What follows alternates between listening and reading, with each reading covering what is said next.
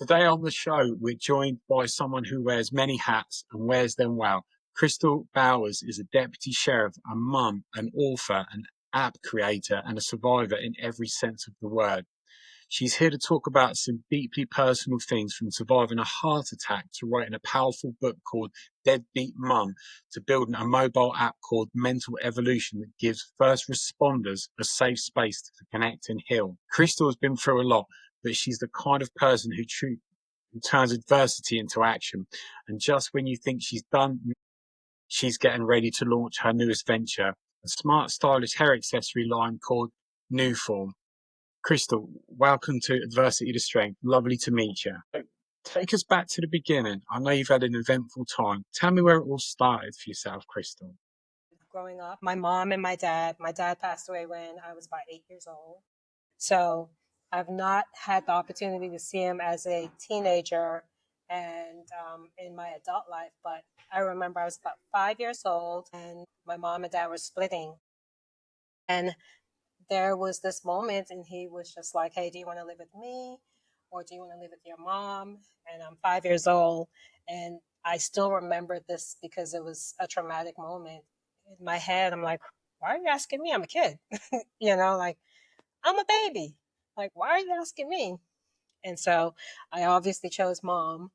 And but he eventually passed away. He was very diabetic. He had some issues and complications. Didn't want to take the medication. So to me, I felt like later on in life, it was more like a suicidal thing, like to try to just didn't want to do it. So he removed himself from all of it. I'm an only child to my mother, but my dad was kind of like where he left his hat was his home, if you know the song. So he has other kids, and I'm the second to the last out of six, I believe, children.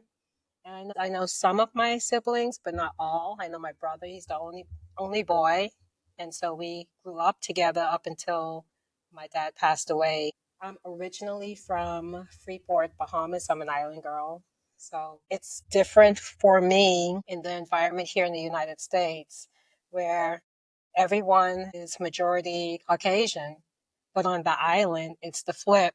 Everyone looks like me, they're in charge. So coming into this environment, you're like, people are asking, like, "Oh, do you guys like have doctors and lawyers?" This is the question that was asked of me in college. And I'm like, where are you from? It was like having people ask me that question was just so odd. I told them, I was like, yeah. And they were like, do you wear shoes? I'm like, what? I'm like, what do you think is happening on the island? But it's just a matter of a lot of people are not exposed to different cultures.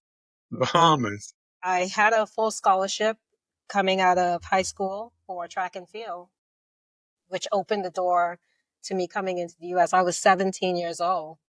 But if I backtrack from the 5 year old to 13 years old, 12 years old, I remember after my father passed away, my mom, she married. She never married my dad, but she married this other person. I didn't know him that well, but now I have a stepfather. I just lost my father and I have a stepfather. Nothing against my mom, you do what you have to do for your survival. But I remember this one moment. I had to go get my lunch money, and she just happened to live near the school. So I asked my friend Rosalie, like, hey, walk with me, because the neighborhood was still kind of like rough and I had to be careful. I didn't want to walk by myself. So she walked with me. I get to the house where she was staying with her husband. I was living with my grandmother at the time. And I remember knocking on the door, and she kind of like poked her hand out to give me the money. And, I'm a kid. I'm like, well, what are you doing? I want to give you a hug.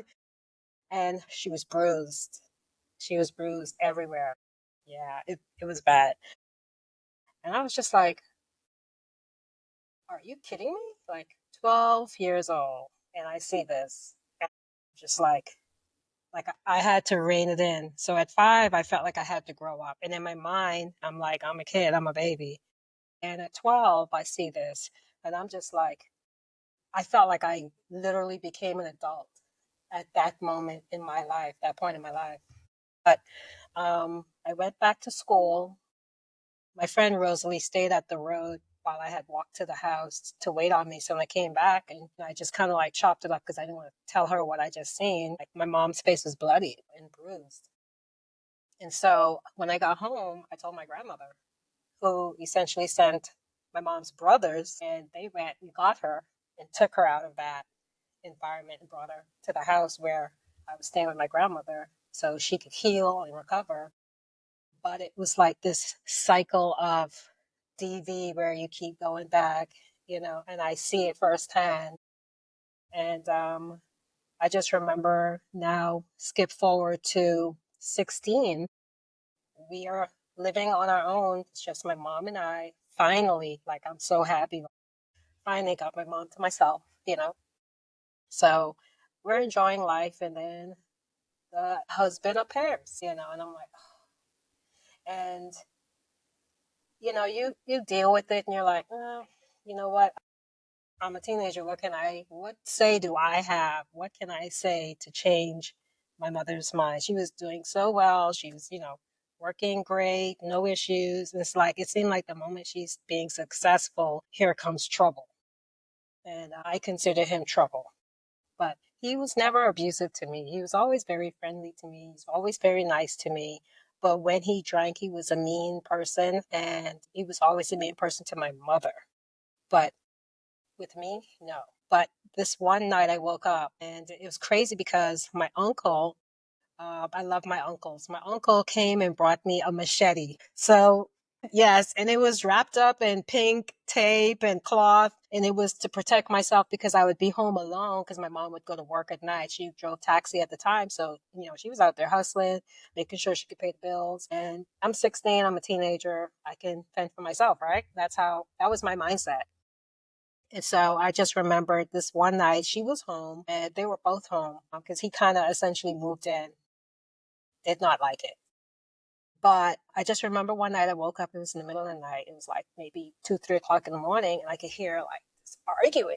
And I'm like, I said, are you all kidding me? Like, I gotta go to school in the morning. Like, what are y'all doing? So I step out, like, I like leaning up against the wall and just kind of like peeking. And I see him like at her, and she's kind of like doing that. And I'd never seen that before. Like, I've never seen the abuse. I seen the results. I seen the abuse. I snapped. They didn't know I'd seen it. So I ran back. I grabbed my machete and I went after him. And I was just like, he's like 6'3", 6'4", and I had the machete up to him. I'm 16.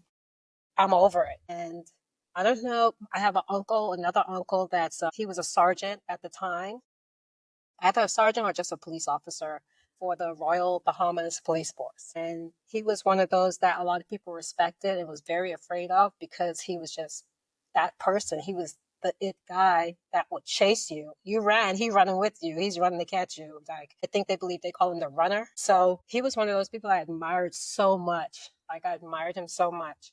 He sent 2 officers to the house. I don't know who called him. I think my mom did. She called her sister because that's her brother-in-law, but that's my uncle. I don't know them as an extended family. I know them as family. And so he sent 2 officers to the house, and they talked me down. They de-escalated. They talked to me. This guy was terrified because he'd never seen someone turn around and turn that abuse back on him. Like, you're not going to get away with it. Like, dude, you might as well leave. Yeah, you need to go. He never came back. And a year later, running track, got back in sync. My mom got herself back together, healing process again. And now I'm leaving because I'm going to college. And I get off to college in Ohio, full circle. And I'm running track. My coach is one of those Olympic people. Like, he was an Olympian. He passed away 3 or 4 years ago. He was like 80 something years old, but I loved him to death. His name was Joshua Colbert. And he ran in the 1956 Olympics. And he was a hurdler. But I looked up to him like, this guy's amazing. He told my mom when she dropped me off, like, I'm gonna take care of her. I'm gonna be like her father, her mother, her uncle, her sister. Like, you don't have to worry. She's gonna be in good hands. And he took care of me. But long story short, I can skip forward so much. it so much. But I'm just happy that my mom made it through that. She made it through that. And one of my things had always been, I'm going to be a cop. Like, I'm going to be a police officer. I just didn't know Yeah, when. of But course. then life happened. I decided that the night I had that machete up to his neck and those officers When did you decide talking that? to me, it was just like, they were like, he's not worth it. It's like I can still hear what they're saying. It's like, he's not worth it. You have so much to look forward to. You have so much life to live. You're young. Don't ruin your life because of this person. And it's like, and I just kept looking at him, and it's like I could see like the blood was trickling. When I say I was there, I was there. It was really bad. And I was 16 years old. You know, I was a little tiny thing. I'm tiny, but I was tinier. You know, I was like this little toothpick, but I was sprightly. Yeah, but that was the moment I knew. I was like, I'm going to be a cop. But life happened. I got, I met the kid's dad. We have 4 kids, and that relationship it was horrible. That's why they tell you, be careful of the person that you choose. And I remember he asked me to marry him. I was like, no, I don't want to get married. And that was my mindset. He was like, he asked again. Yeah, it was weird. But I was like, okay, I don't really want to get married, but okay. So now 4 kids later, our kids are 25. I have identical twin boys that are 19, and my daughter, the only girl, she's 18. And we did eventually divorce back in 2011, but we had separated in 2006, and I was pregnant with my baby girl. But there was just that the personalities. He was one of those people, if you told him something that you wanted to do, and if he's doing something he shouldn't be doing, like illegal stuff, then yeah, he don't want his wife to be a cop, you know? Like, why would I want you to be a cop? Because I'm out here doing stupid stuff, you know? And so he was just not one of those people that backed my dream. And so I delayed it. I just delayed it and was like, well, I guess it's just not meant to be. And so when I moved back to Ohio, because I met him in Florida, I eventually left Ohio, moved down to Florida to finish my education. There were some problems with the university up here in Ohio. And so all of us got displaced. But I had a recruiter who was like, I got you. We'll take care of you. And so they got me a full scholarship at Bethune-Cookman University in Daytona Beach. And it was amazing. I was closer to home. I was near the tropics. The weather was amazing. And I just remember like, gosh, I wish I had just came here first, but I was just happy to have that exposure in Ohio because of the mountains and just the change in the weather, the seasons. You get to experience that. And coming from an island, you see rain, hurricane, and sun, and it's mostly sunshine, you know? But yeah, so I get down to Florida. I met him. I graduated, got my degree.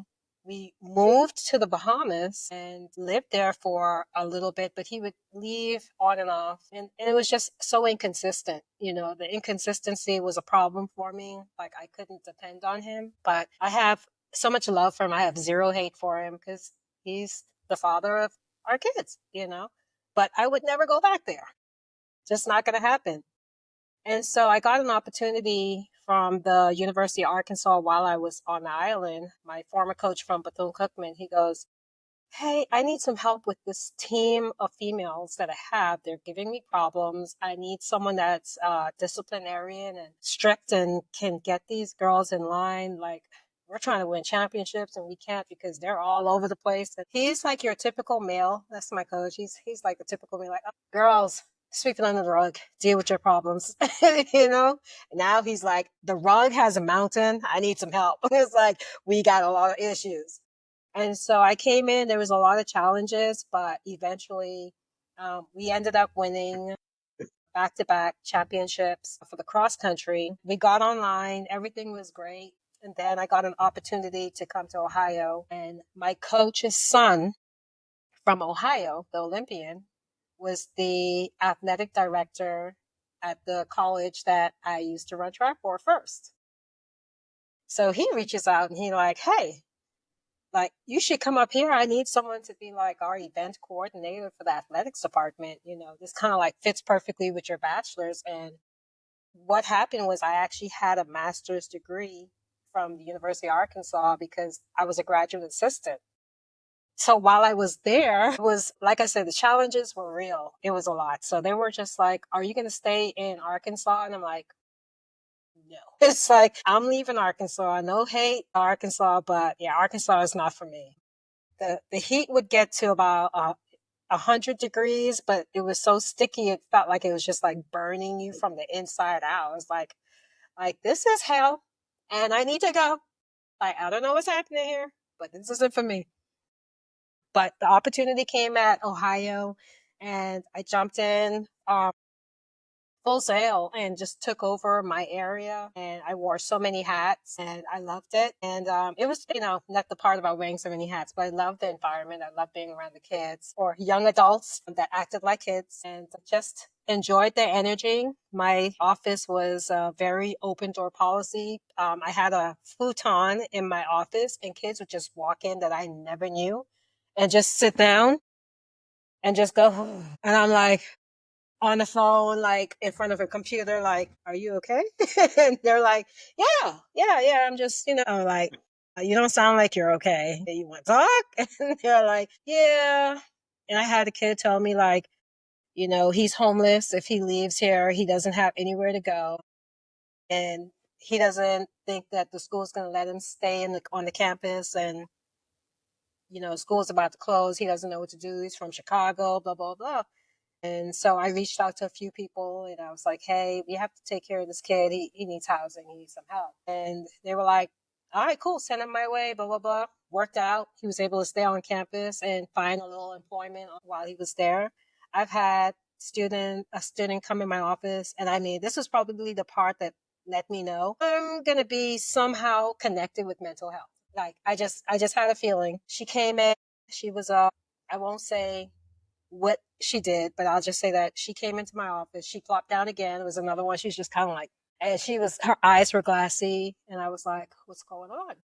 You okay?" And once again, I was on my computer, like doing my thing. And like, I had to end a call. I was like, "Hey, let me call you right back. You okay? Like, how can I help you? Like, what's going on?" And the minute I said that, she broke into tears. And I said, "Do you want to close the door?" She was like, "Yeah." So she closed my office door and we sat down and she told me, like, "Hey, I'm struggling mentally. I don't know what to do. Like, I'm about to graduate. The one thing I love isn't fulfilling anymore. And I'm having issues with relationships with people that I trusted." It was just a lot of things and it was affecting her badly. She was not able to manage it. And so we talked a little bit. We did a lot of encouragements and, you know, it's hard to let people see that you're feeling it right now because you're in the moment, but they can't see past it. They can't see that there's so much opportunity that's going to come and you're going to look back at this moment and be like, "Man, I feel like I was over dramatic." But you have to feel this moment. And I said, "I think you should just feel this right now. But I want you to understand this isn't permanent." Yeah. I said, "Once you feel it, I need you to let it go. And so let's come up with a plan." So I reached out to our mental health person on the campus. And I told her, I was like, "Hey, I have a student in my office right now." And I said to the student, I said, "Are you okay with me sharing this information? Because I can't hold on to it." Because she had suicidal thoughts. And she said, "Yeah." I said, "Okay, cool." We connected. We did a plan. She graduated. She had a child. My cousin moved up here to go to the college in Ohio, not where I was at. She was about 3 hours away of all places. Like, why would you go 3 hours away from your cousin, girl? Like, I can't just get to you. So I just happened to post it on Facebook, like, "Hey, I'm at so and so, like visiting. My cousin's going to this school and she's about to go into her dorm. So we're helping her move in." And the same kid, the same female that was in my office that day, like a year or so, 2 years ago or so, saw the post And it's like, Coach Bowers. I'm like, yeah, I'm here. And I'm like, you're here where? She's like, you're on my campus now. And I'm like, I don't want to curse. So I was like, stop playing. And she was like, yeah. She's like, where are you at? Because I'm going to come to you. We connected and it was amazing. She was pregnant again, and the biggest hug. It was just to see that she was just this bright light. She was smiling. She's now helping students and she's talking to them and working with them. And I just knew like this is my niche.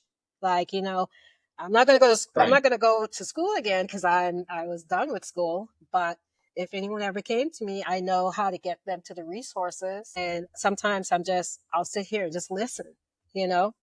But so while I was at Central State, so I'm gonna backtrack just a little bit. While I was at Central State, one of the police officers had came into my office the same way, plopped down. And it's like, we got real cool. He's such a cool guy. He's literally like a brother. And he was just like, when you gonna give all of this up and come join us over here on the dark side? I was like, wait a minute. Wait a minute now. He was like, yeah, you need to be a cop. You need to stop playing. And I was like, yeah, I would love to. I said, I'm too old, man. I said, I'm not going to do that. He goes, girl, ain't nobody studying you. You need to come be a cop. And so he knew I was into sports. So we started playing softball. And him being a cop, he knows more cops. He hangs out with cops. They play softball together.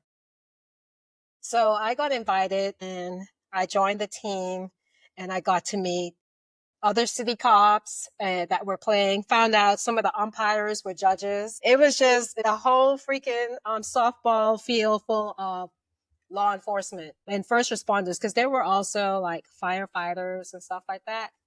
And I went out there. I've always been fast, and so I hit the ball, and I'm like flying through the bases, and they were like, "Holy smoke, she's fast as hell." I'm not, I'm used to being fast, so that's natural and normal for me. But not a lot of people are used to seeing that level of speed on the baseball field. They would go, "Oh my God, you the chick that was like flying on the field." And I was like, "Oh my God, you guys are so weird." Like, stop. But eventually I've had a lot of officers just like approach me like, you need to seriously consider being an officer. So I think that that officer that invited me to play was telling them to convince me, I believe. I don't know. I don't know. But, he'd never admit it.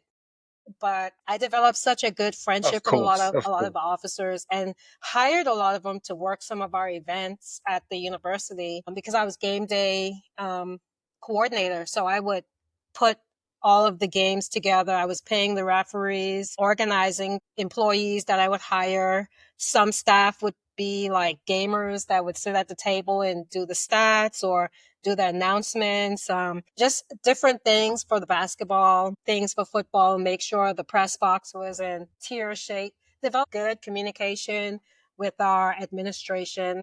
One of the biggest things about me, title is not impressive to me, but your humanity is. Like, who are you as a person? So if you are can I? Yeah, Oh, okay. So if you're a shitty person, it's like, I'm not going to be around you. go for it.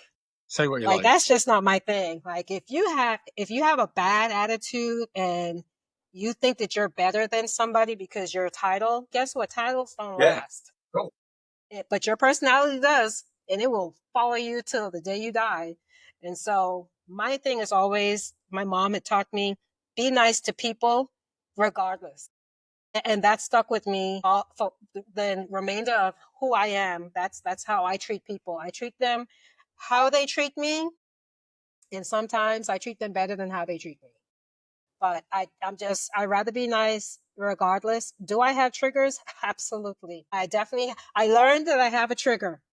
I learned that I have a trigger. I didn't know what it was, but I'll tell you about it as we Like go all of along. us. Yeah. So as far as the officers, like I started to really mingle with them, and it was just this one day I was commuting to work, and I had this thought in my head, and it goes, "Just do it."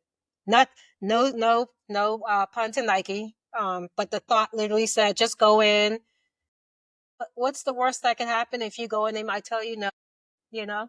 So I went into the academy and I was so nervous because Yeah. I should be heading to work. And so I'm kind of like, I can't stay, but maybe I can ask them some questions and get a form or application because that it was always in the back of my mind. I want to be a cop. I still want to be in law enforcement in some shape, even security, something to just be able to be out there and helping, like I want to do my part with society, whatever that part is. I never know what it is, but I just felt so drawn to.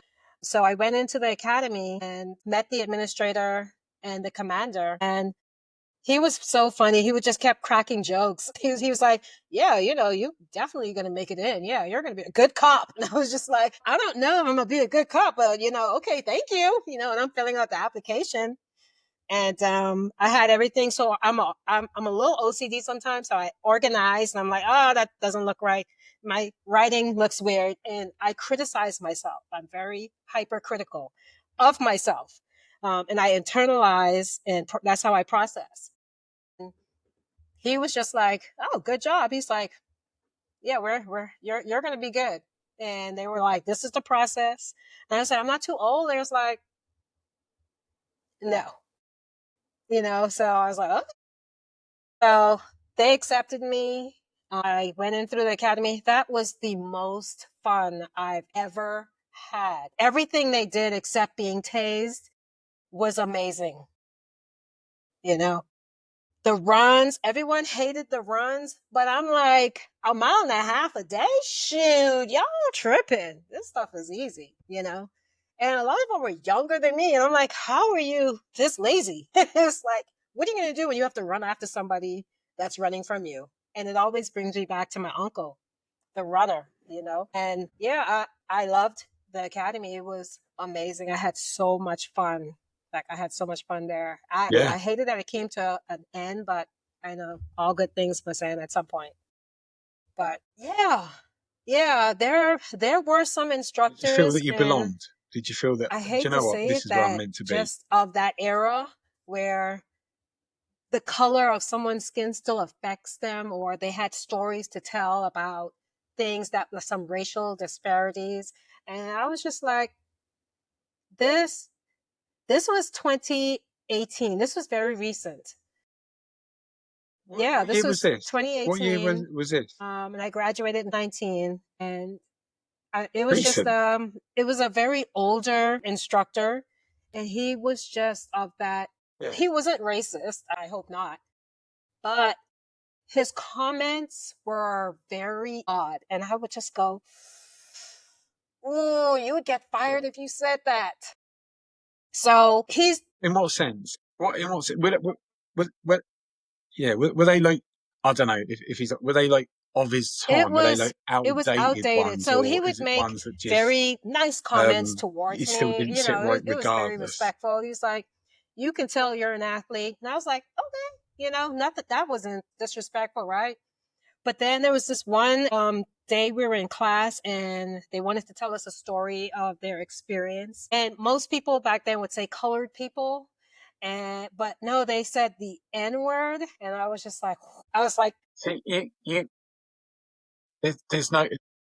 I've had this conversation before, and for me, there's no context that I could ever. I wouldn't even think, even say, yeah, I wouldn't say the word, and I never have done it. It's not. I don't know anyone that does, because it's not one you feel comfortable with. Even in your house on your own, you just wouldn't say it. You wouldn't even think it's just, you just don't. he So was, for anyone to be able to say that, at best, they're of a very old generation. yeah, But I just don't. yeah, Yeah, I just say don't see any black. context where Just say you black. would I ever mean, need to say that. this, You can say a million other things. yeah, Why would you need to but specifically it just, say that? he said it and I sat in the Yeah, kind of, front. that kind of works. And I could Everyone feel knows what you all the mean. eyes because I was the only black female. There was another black individual, Yeah. but he was in a different class setting. And there were two biracial kids that were in there. And one of them said immediately, I identify as white. And I said, okay. I didn't know why he wanted to tell me that. It's just like, that's none of my business. It's like, but he knew me from the school. Yeah, I was like, you got a trophy, I guess. I don't know. But I could feel Congratulations. all the eyes on me. And I was just sitting there like this, just like, okay. And so after the class, because while he's telling the story, he looks at me. And I was like, oh, dude, like you, are you wanting a reaction or like, what is it? But I gave him none. I just was like, okay, cool. When I left the class, I could see it was very quiet. I could see that they were very uncomfortable. I think they were checking to see my reaction. And personally, like I hear it so much, it's not a trigger.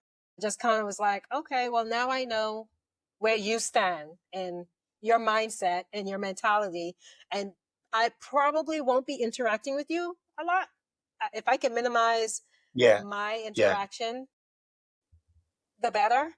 Or yeah, or if he, yeah, but if he spoke to me, it would have been okay. I would still be respectful he's because lost you. that's He's how I lost you. am. Yeah, But he's I lost knew you. that Yeah, the students there were very uncomfortable. I wasn't. I rolled it off because you know that word to me is someone that's an ignorant person. You know, I didn't take that as I am that person, so I didn't internalize that. So I let it go. I was like, okay, I know I'm going to see yeah, this on the yeah, road. So if I'm affected now, how am I going to handle it when I'm on the road by myself? You know? And I've had it where this guy was belligerent and rude and he called me yeah, everything he could think of. And I was just like, okay, you're still going to jail. It doesn't change anything. You're still going to jail. But thank you for letting me know what you think about me. But I still think you're under arrest. So but yeah, I take a lot of that stuff and I turn it into comedy because I'm not taking that home with me. One of the I talked about it on LinkedIn that when I'm in my uniform, it literally feels like there's this freaking vessel or shield. And it's like nothing penetrates the shield, you know? But when I take it off, I'm me. So I'm the human.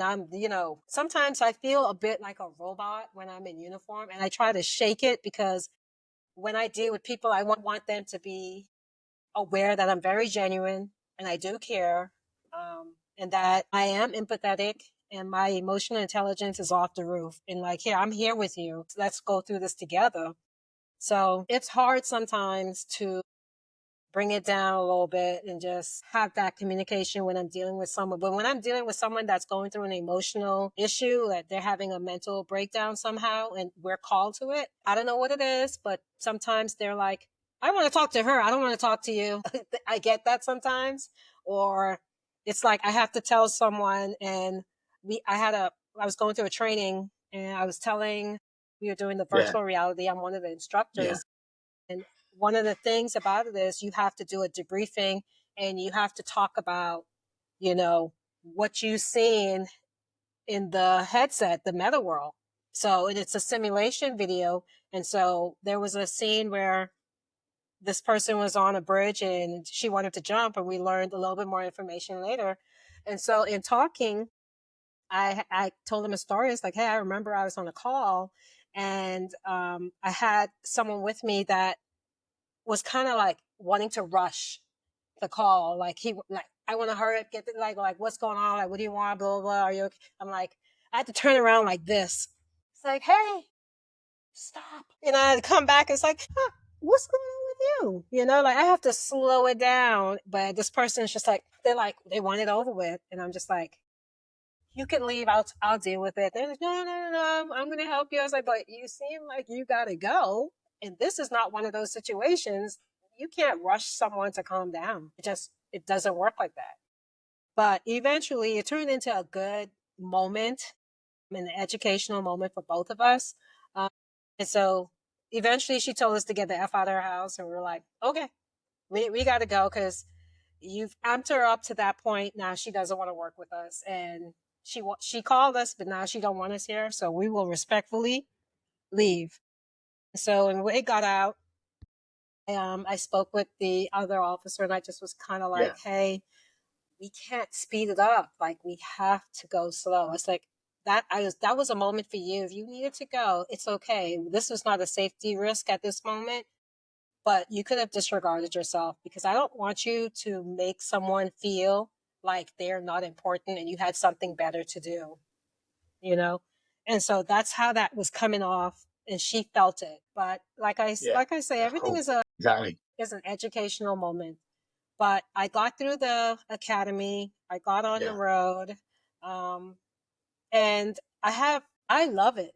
It's so freeing. So when I How's life started, like they put on the me in the road jail. when you're actually out there doing So your I job? was certified as a cop, but I worked part time with another agency within the county. And so they put me in the jail full time. So I was still, they allowed me the opportunity to work part time so I can continue, and my commission was being held. So when I went to the jail, I was just like, I did the 11 months in the jail. And I can tell you, I have so much respect for correction officers, because I gosh, it is, because you are dealing with every personality in the world, and now you toss them into a Tough fishbowl job. and close the top, and then sprinkle some officers in there, and now you have to deal with all of that chaos. Like, that's how I see it, because you have to wait until somebody that's controlling the door pops the cover up, and you can spring free, but everybody else still stays there. And so you come back to, this is what they went through. You got all the fights that happen. You build relations with the people that you work with. It's awesome. But when I had the opportunity to go to the road, I don't know how fast my cruiser could have gone past that jail, but I am telling you right now, I was flying. It's like, whew, don't want to do it again. But I love being on the road. It's so freeing. I get to actually interact with the community. It's a different thing when the kids come up to you, especially when you go to events and they're like feeling on the equipment, and you kind of like have to hold your gun, like, oh, okay, well, no, you can't hold the gun. And they're like, what's that? And I was like, my body camera. What's that? And I was like, my holster. What's that? You've been through a lot of adversity. Well, growing up in that environment, Yeah. really difficult. But then you're doing an amazing job. You've loved doing what you're doing at the university. You've really helped a lot of people out. You then become a police officer, and you're loving doing the job there. Yeah. It's all going good. And It's, then it's, suddenly it's, you have a heart attack. I mean, it's I couldn't crazy, believe it when I because read that. the day How it does that even happened, happen? That's not meant to happen. the day before, I had worked a Halloween event, and I was so excited for this. This was October 2024. This was last year. This was maybe 7, 8 months ago, When was this? October. So it was very recent. So Last year. October 15th, I was working a Halloween Okay. event. Yeah. It was like trunk or treat. And so I was excited for it, because I bought all these decorations for my cruiser. I had like giant spiders like on the cruiser. I had all these candies that the staff administration had bought and purchased so that we can hand out to the kids. And after that event, I remember I was tired, and I was just like, I was really worn out. I had just taken on this position as community relations deputy. And so I went home, and I just remember just feeling like really exhausted, fatigue. And so it wasn't until the following morning I woke up with a headache. And I was just like, oh, I have a headache, but I have plans today. Like, I want to go to the weight room. I want to work out and lift. And I knew my mom needed to go to the mall that evening. So it's like we had plans for that day. And so I got up, I walked around. I was telling my mom, I was like, I have a headache. And she was like, you want like some coffee or something? I said, yeah, I definitely want some coffee. And I didn't eat anything because I wasn't hungry. And so I said, I'll let the headache fizzle down a little bit, and then I'll go to the gym. And that's what I did. Went to the gym, and I worked out heavy. All of this is literally on my LinkedIn page. It's crazy. It's on my LinkedIn page, my Instagram page, my Facebook page. Like, because I document my life, because as I get older, I want this to be for my kids to go back, and it's my memories and their memories. And so, I get to the gym, I'm kicking it, I'm lifting hard, I'm doing my thing. I leave the gym feeling good. Headache, I forgot I had a headache, you know? So I get home, I can hear my dogs barking as soon as I pull in the garage, and they're just like they're crazy because they know I'm home. So I was like, you know what? I'm gonna run them through the neighborhood for a little bit and then bring them back. So I put them on a leash. I have a shepherd, and then my little dog is my daughter's dog. We don't really know what he is. He might be a poodle, toy, something. Pomeranian. We don't know he's so mixed up, but he's gorgeous. But so he thinks he's bigger than the shepherd, and the shepherd he's full bred. So I ran them and came back home. And so as soon as I get back in, and I was just like, man, I feel weird. Like felt like I had congestion in my back, like gas was locked in my back. So I kept doing this, trying to move it. And I was doing all these movements. So I was like, I feel really weird. And something in my head goes, it's your heart. Just like when I was 5 and it says, you're a baby. Like, I'm a baby. What are y'all doing? And when I was 12, I felt Yeah. like I just became an adult. Like you just aged, you know? So at this was one of those moments my intuition said, it's your heart. I ignored it. I usually don't ignore that thought, but I ignored it. And so I got to my room, and I started to get nauseous, and I was just like hacking. And I was like, oh my God, like I don't get sick like that. Like, and then I started to feel it just slightly under my armpit. And I was like, and my fingers felt numb. And again, the thought said, heart, heart. And I just was ignoring it again. So my mom was like, do you want something to eat? Cause she was like, she walked in and was like, oh my God, are you okay? And I was like, just give me a minute. So I can't talk because I was retching. And so eventually I felt a little bit better. I went in the kitchen, and then she had made me some breakfast, grits and sausage, you know, I don't eat pork. So it's like beef sausage. And so I had that, and I felt a little bit better. I had some tea. I felt a little bit better, drank a lot of water, took like an Excedrin, because the headache started to come back. So she was like, do you want to go to the hospital? I was like, no. And something said, you should go. But I ignored it. And we went to the mall because my mom's very specific on what she wants to buy. Yeah. Yep. Took a shower, got dressed. I felt better. You've gone to the mall now. You've The gone to the headache mall. was almost gone. And because I've had headaches like that before, I get migraines. So I'm thinking this is a migraine. Right. So I'm like, this is probably a migraine, and it's making me sick because I've been sick with my migraine too. So I'm just like, You but thinking that? this is the first time my thought said, this is your heart. And so it scared me a little bit, but I was like, nah, this got to be a migraine. So we go to the mall. My mom Yeah. needed to buy dark brown, flat, long boots. So we got to the mall. We were walking through Dick's Sporting Good, and I was like, I gotta go use the restroom. So I used the restroom. I come back, I sit down. She needed to go, so I was just waiting. And it's like I was just like this, and I could feel my heart throbbing in my neck and my ears, and it was just like boom, boom. Like it was if in my mind's eye, it felt like it was trying to jump out of my skin, and it was like pounding in my ear. And I was just sitting down. All I did was go to the bathroom and come sit down.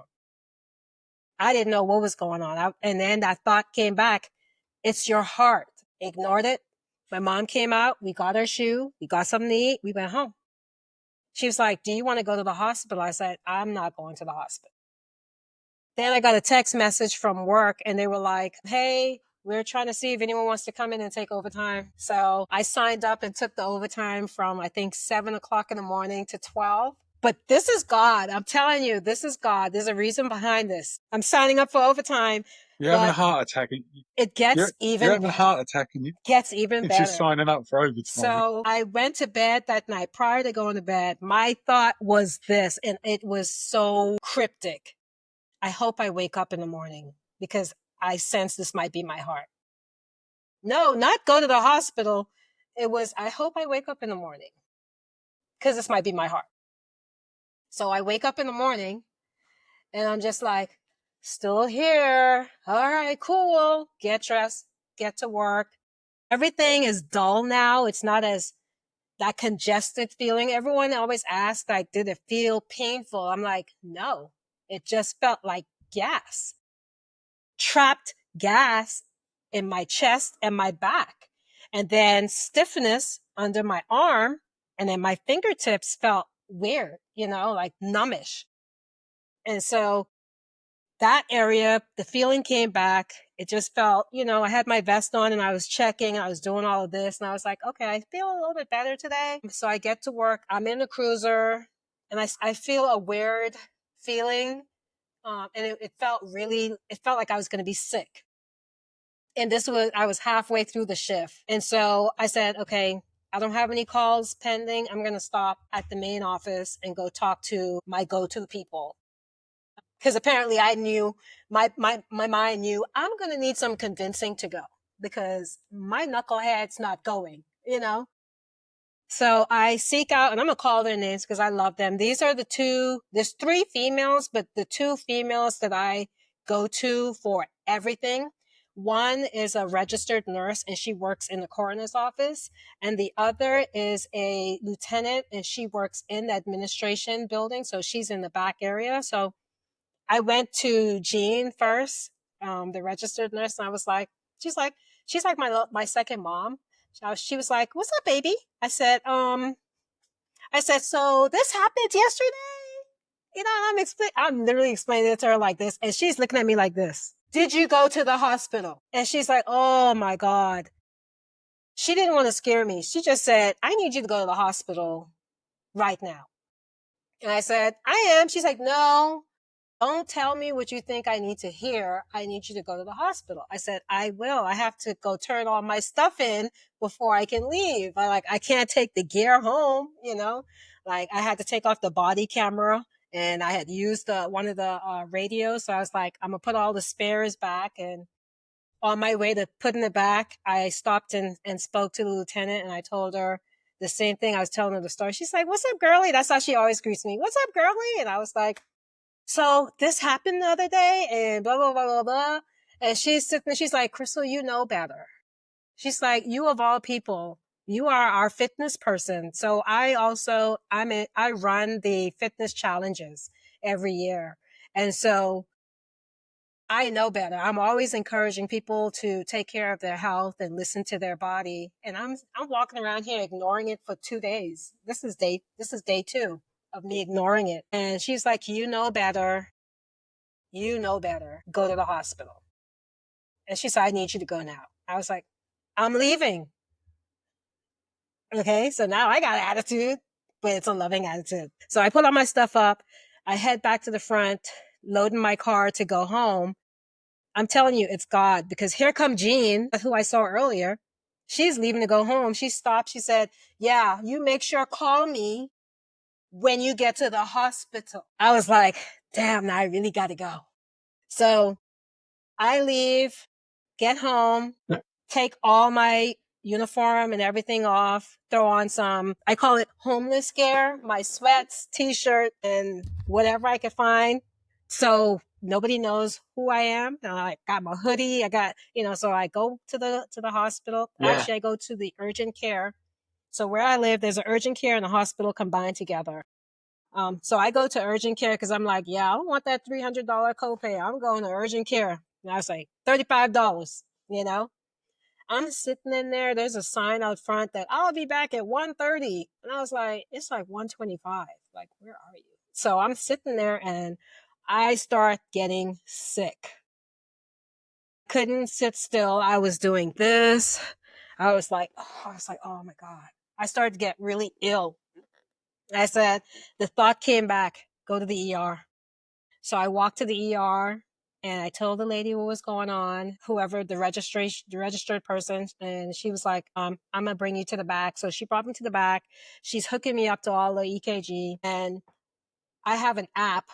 Most of us do. We have the app that tells us the results and we're connected to the hospital. So the results came in of the EKG, and I'm like, because my phone ding, and I go, my chart, abnormal. So I said, "Hey, ma'am, what does it mean when your EKG says that it's abnormal?" She goes, she forgot we have access to our results too. So she goes, "Well, they're going to explain it to you, but chances are, sometimes you get normal, sometimes you get abnormal, sometimes people sit in the middle. I can't really tell you, but we're going to have one of the nurses explain it to you." And I was like, okay. They take me to the back. They take me to a private room and they hook me back up to the EKG because they already have all the sticky stuff on my chest. And I'm just laying there kind of waiting. Then finally they do all these testing. I had an X-ray, I had a CT scan. They took like samples and then everything came back normal. Then they took my blood. So prior to all this, everyone was kind of like lagging in, talking, checking, walk out, be like 20 minutes. Like I've been in there forever. So the medical assistant is a male. He walks in and I immediately didn't like him. And I don't know why. I think it was, I just caught on to something. His demeanor threw me off. He did not have good bedside manner, but I think he was trying. But and then again, I could have been irritated because I was there and I didn't want to be in the hospital. And I'd been there now almost an hour and a half or so. And he's like, well, we're going to do like some neurological testing, follow my finger, push down on my hand, all that stuff. And I'm strong as hell, you know? So he was like, yeah, it's a good thing you're not having a heart attack because most people can't do what you're doing. You're pretty fit. You were in the weight room, right? You were training. I was like, yeah. It was dismissive. It was very dismissive. And I think that irritated me even more. So I found what my trigger is. My trigger is if you dismiss me, you dismiss what I am experiencing, you dismiss what I am going through, you dismiss who I am as a person, it will set me off. So that's my trigger. That's why I told you my trigger. And so he left and then they took my blood, they sent that in and all of a Yeah. sudden it was like a madhouse in my room when my blood results came in because I'm looking at the results and I'm like abnormal, abnormal. I don't know what this is. I don't know what I'm reading. And so the doctor, female doctor comes in and she goes, "Hi, Chrystal. How are you doing today, sweetie?" I'm like, I could be better. Like, what's going on? She goes, I have some news, and unfortunately, it's not good news. And I was like, okay. She's like, you had a minor heart attack. And I said, so reality kicked me in the butt. I was breaking. I was breaking What are you inside. I was What are you turning. thinking I when was she said like, those words to you? I should have brought my dumb ass to the hospital yesterday.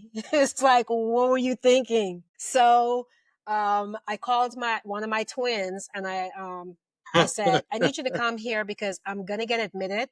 So they're taking me to the cardiologist wing.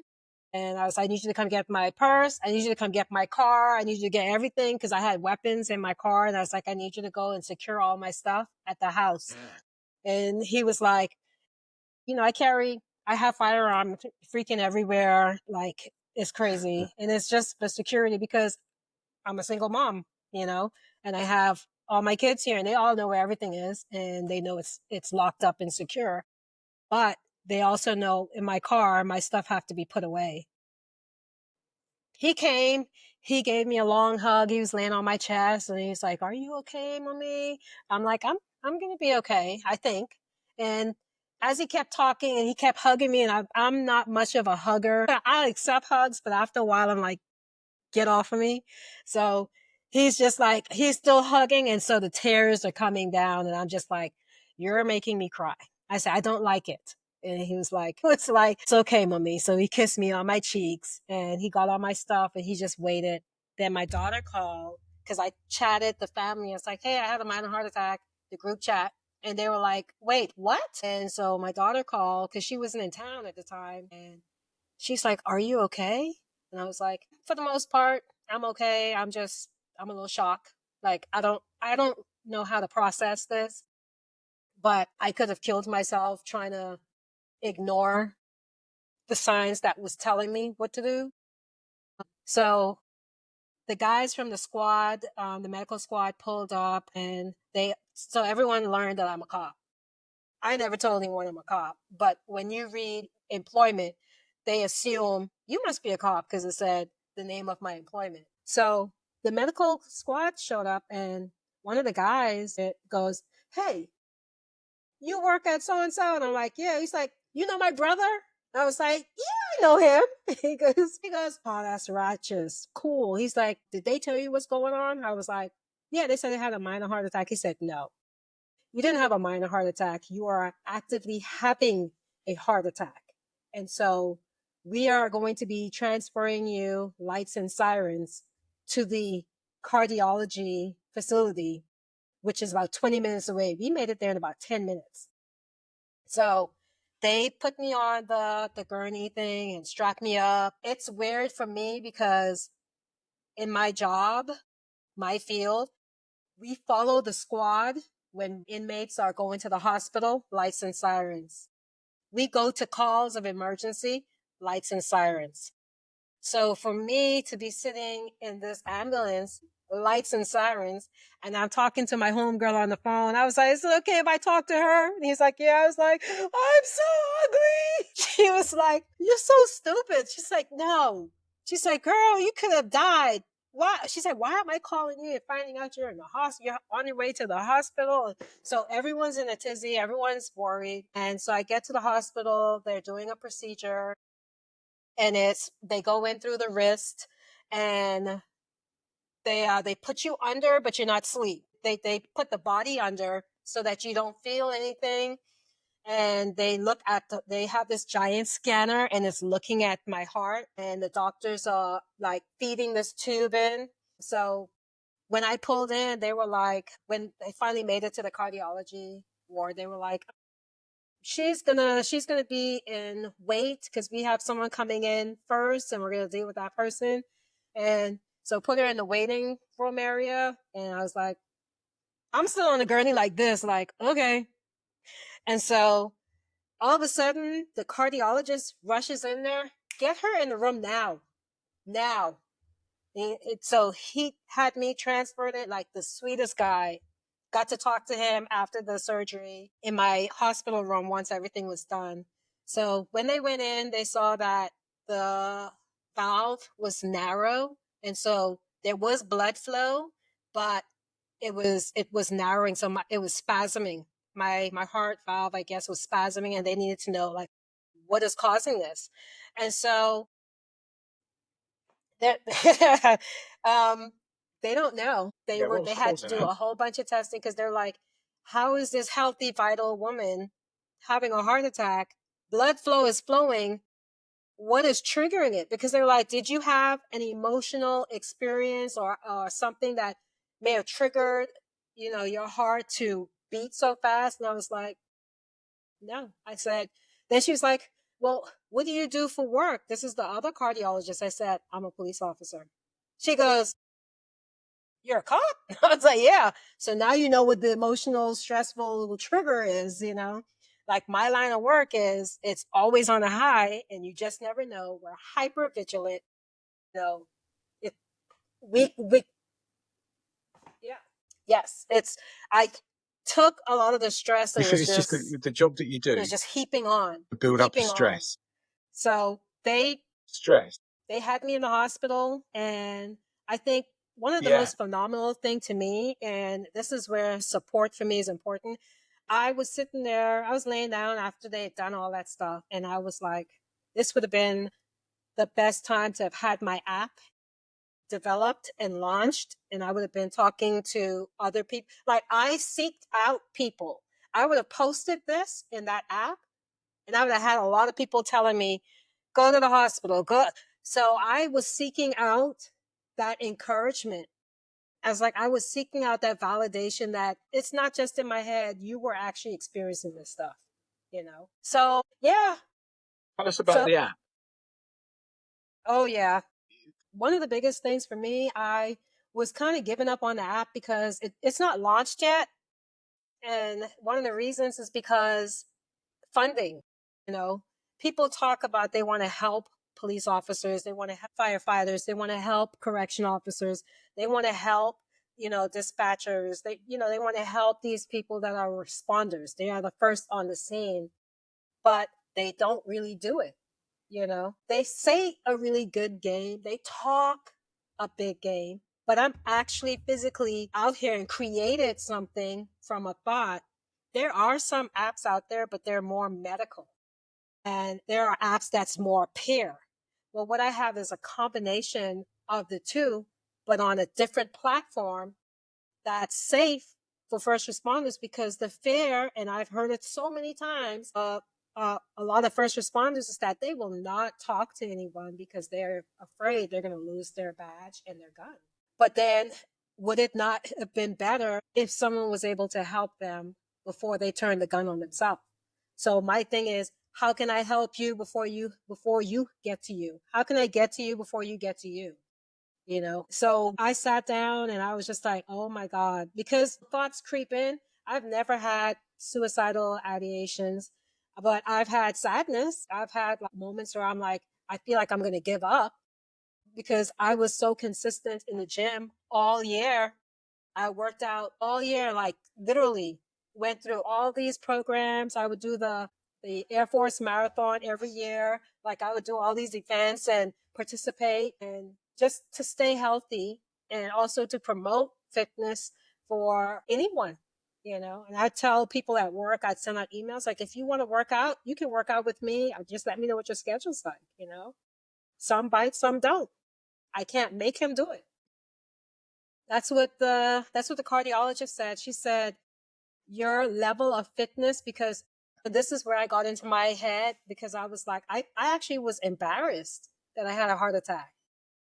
Like I was embarrassed because I almost felt like a fraud. Like, how are you preaching health and fitness and you had a heart attack? So, I could hear a lot of people, and I've heard some comments, from folks, and I just was like, no, because if I didn't have this level of fitness, I would have died, you know, I wouldn't be here, or I would be really, really in a bad way. So thankfully, I'm grateful for that level of fitness because it saved my life. Because now they went back in 2 weeks later and the heart's throbbing, nothing. They don't see anything. The valve, that area that was spasming, it's open, blood is flowing. It's a healthy heart, but it was a troubled heart. Then I had my tooth pulled, and I posted that. It's on my LinkedIn too. I had my tooth pulled. I had 2 root canal that had to come out and a wisdom tooth. That dentist was calling me the Energizer Bunny. He's like, "You're the Energizer Bunny. I need you to slow down."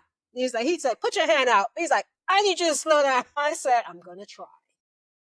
But he took the tooth out and he said, "This is what caused your heart attack. This tooth is rotten and inflamed, and it's been poisoning your blood." Yeah. There's a connection. I didn't know. Yeah. And it used to swell. I used to have like a swelling.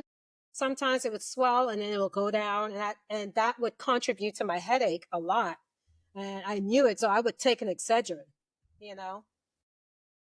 Something as simple as a tooth, a root canal that just poisons your blood. And so I did research because I thought he was tripping. And he said, you can read all these articles.